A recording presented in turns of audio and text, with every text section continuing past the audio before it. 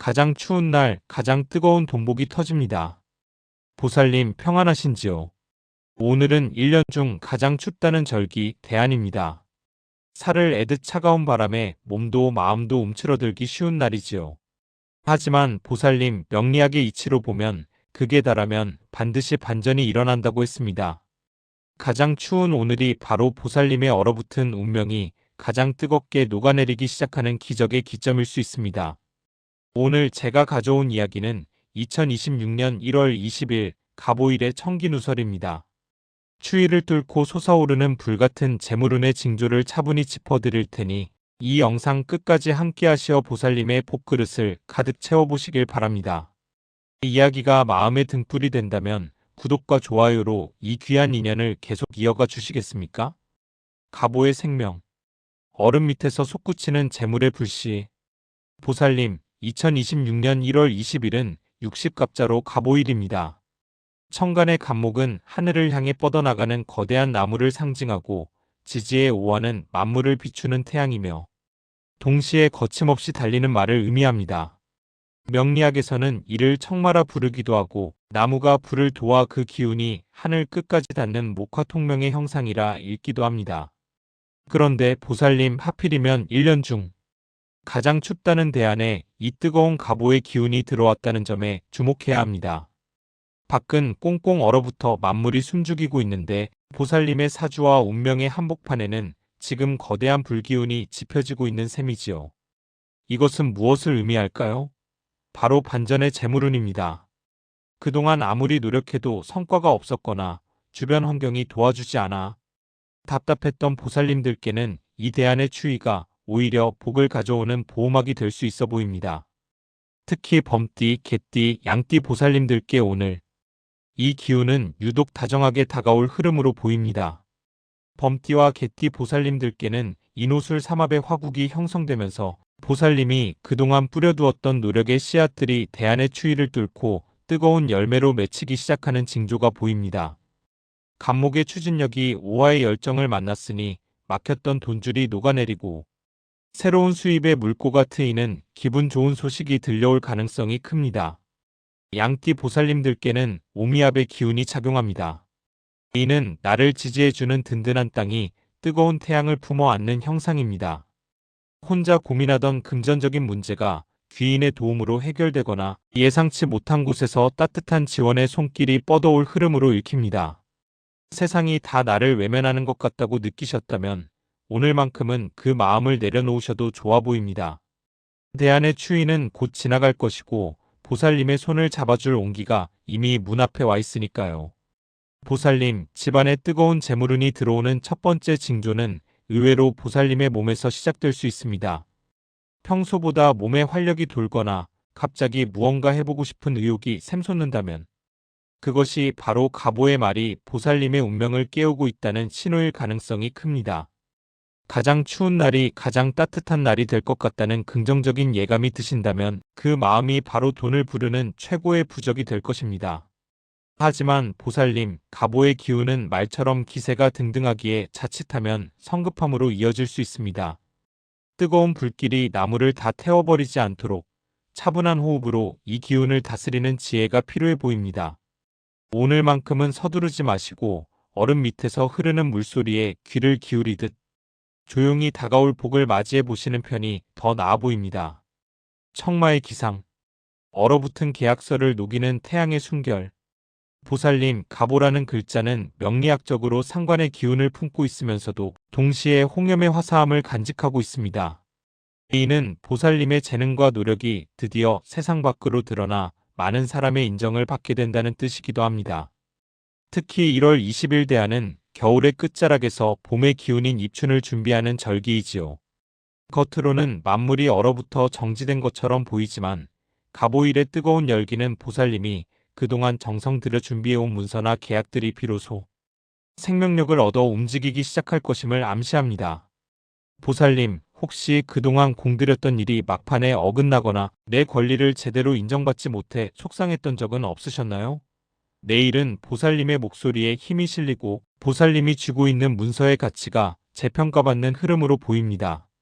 감목이라는 거대한 나무가 오아라는 환한 조명을 받았으니 어둠 속에 가려져 있던 보살님의 진가가 드러날 가능성이 큽니다. 부동산 매매를 기다리시거나 중요한 계약을 앞두고 계신다면 내일은 상대방의 마음을 움직일 수 있는 따뜻하고 강력한 에너지가 보살님 편에 서 있을 것으로 읽힙니다. 특히 말띠 보살님과 개띠 보살님들께는 내일의 기운이 더욱 특별합니다. 말띠 보살님들께는 자기 자신의 기운이 강해지는 날로 내가 주인공이다라는 자신감을 가져보시는 것이 좋아 보입니다.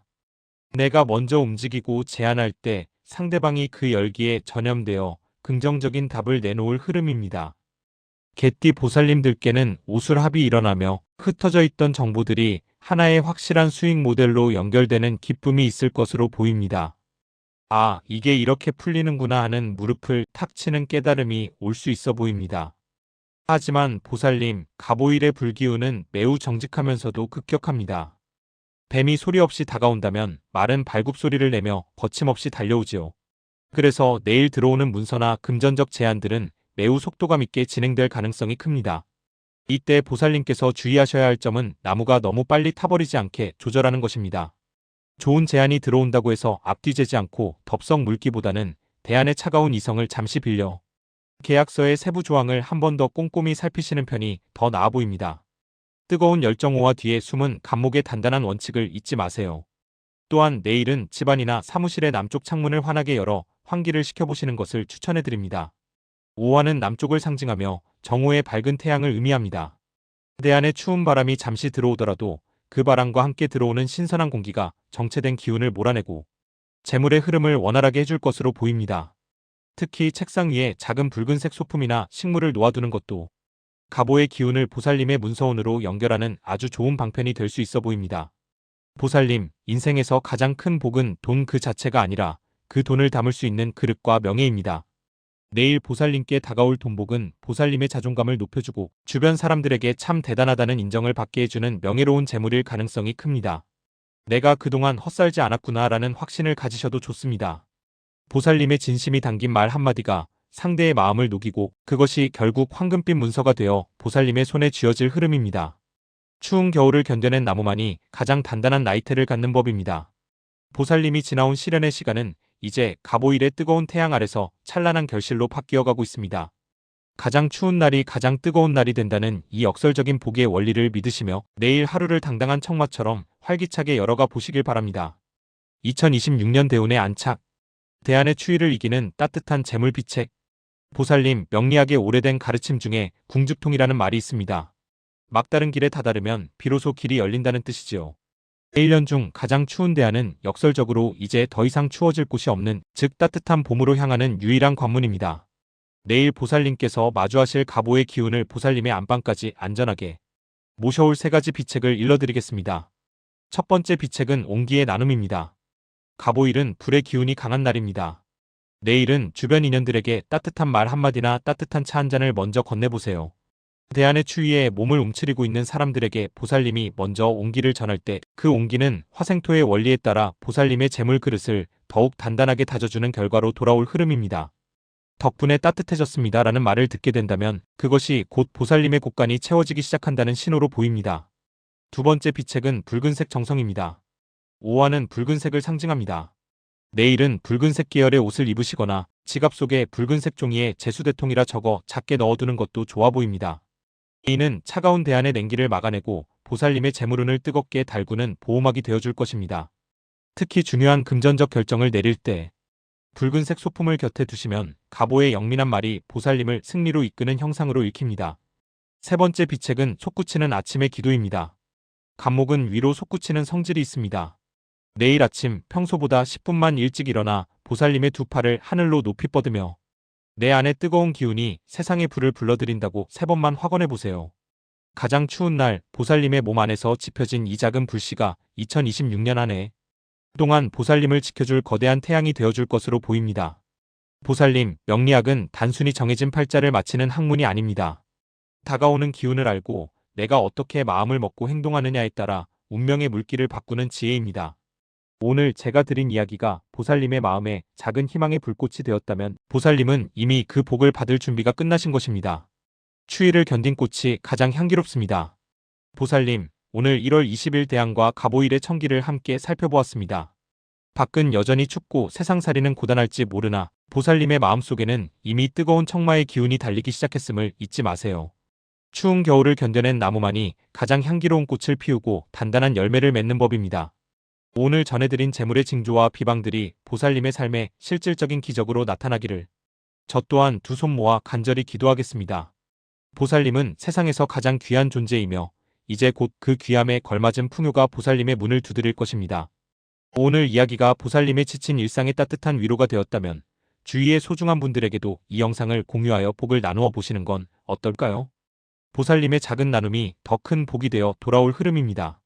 성불하십시오. 그리고 보살님 진심으로 사랑합니다. 다음 시간에도 보살님의 앞길을 환히 비춰줄 귀한 이야기로 다시 찾아뵙겠습니다. 평안한 밤 되시길 바랍니다.